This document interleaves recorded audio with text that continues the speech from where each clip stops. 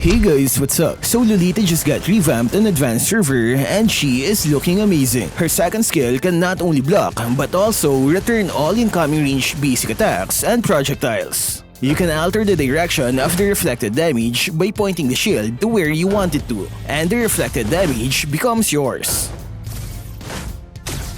Remember, this only works on range basic attacks and projectile skills. Locked on skills just like Moskov stun can also bounce back to the enemy just like this.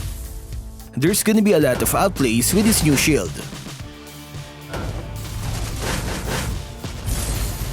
But the bad part is that it now has a limit. The shield will disappear after reaching a certain damage. The good part is that it scales with your maximum HP, so the higher your HP is, the bigger the shield limit will be. Anyway, I'll show you more examples later, but first, let's check out her other skills. She can now maintain her shield even if you use her first skill, just like this. On the old version, the shield will disappear if you use her first skill. Now it's easier to change direction and protect your teammates. Another change is her passive shield. It now activates every 2.5 seconds and you don't need to be out of battle to get a shield. But the best part is that it stacks for 6 times. As you can see, the shield keeps getting bigger. If we do the math, Lolita can give a maximum of 1,950 points of shield. That's pretty high if you ask me. And remember, it replenishes every 2.5 seconds. With that amount, it can rival the shield from Diggie's and Faramis' ultimates. Last part of the revamp is her ultimate. It now has a feature where if the charging is interrupted, she can still stun the enemies just like this. I think the charging time has to be almost at the end because it can still be cancelled if it's too early. And before I forget, here is what she looks like right now. She looks younger, right? Anyway, here are more samples for a new second skill. This is Moskov's ultimate. You can reflect it to where your shield is facing.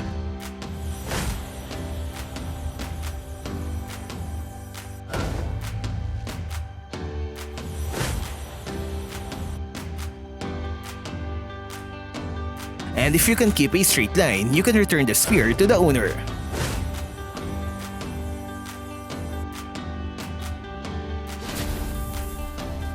Harley's ultimate can reflect just like this. Imagine the frustration of Harley players when they experience this. And of course, his first skill can also be reflected.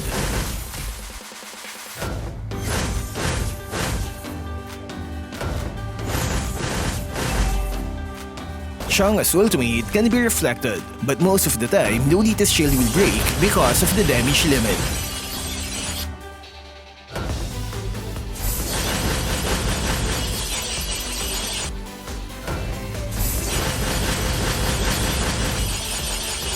And this is her first skill.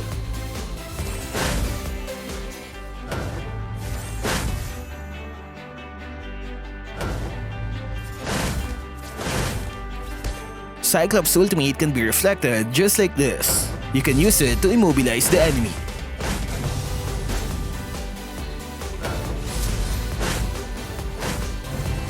But once it flies out, it will go on a straight line.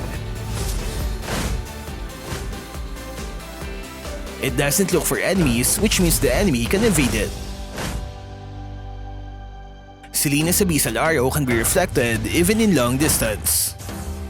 It can stun the enemy Selena or her allies.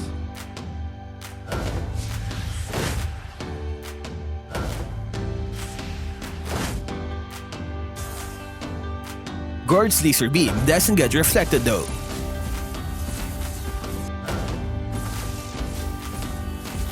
But the funny part is his balls. It bounces back to where the shield is facing.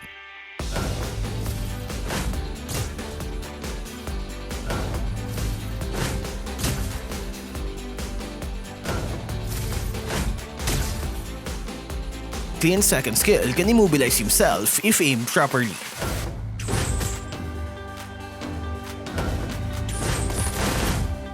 And it can also reflect all of his skill damage. He can easily die from his own damage because he's stationary when casting those skills. Goshen's daggers can be reflected. His first skill can hit other enemies but he can't dash to the target because it's not his dagger anymore.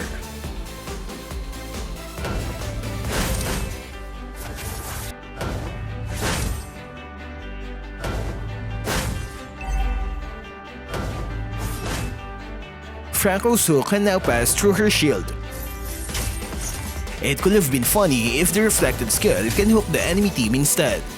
Angela's first skill can be reflected, but it cannot heal Lolita.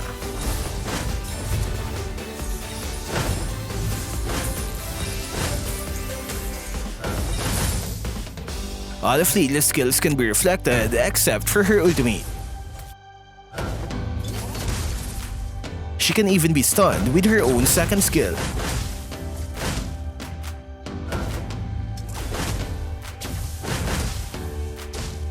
Novaria's second skill can bounce off Lolita's shield. The reflect damage has a long range and can give vision.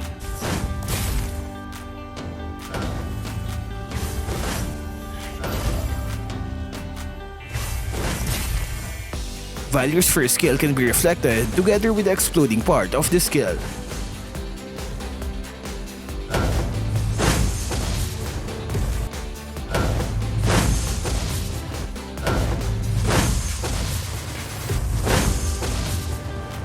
Vexana's first skill can be reflected as well as the Terrify CC effect.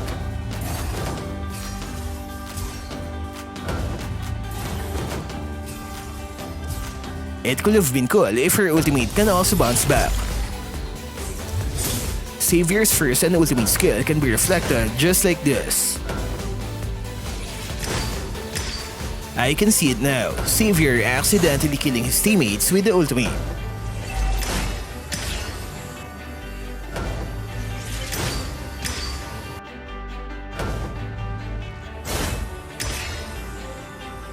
Granger's first skill can be reflected, including the critical strike at the end.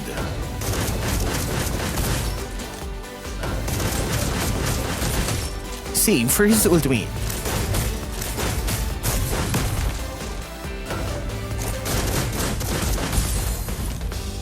Leslie's basic attack, which hurts like hell, can also be reflected. It's gonna be fun to see Leslie one-shotting her teammates or herself with true damage at late game. And it also works for her ultimate. X-Borg's first skill cannot be reflected.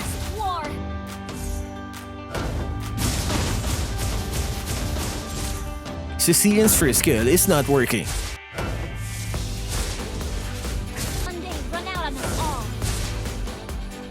Eudora's locked on stun can be reflected.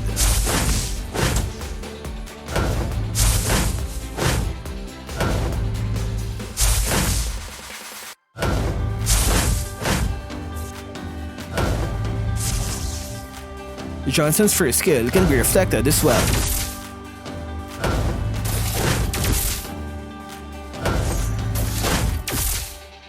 Lunok's consecutive dark attacks can also be reflected.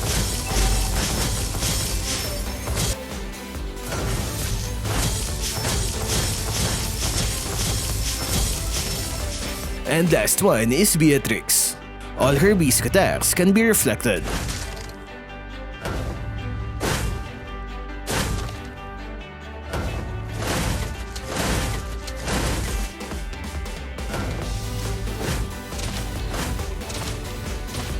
The best part is her ultimate can also bounce back.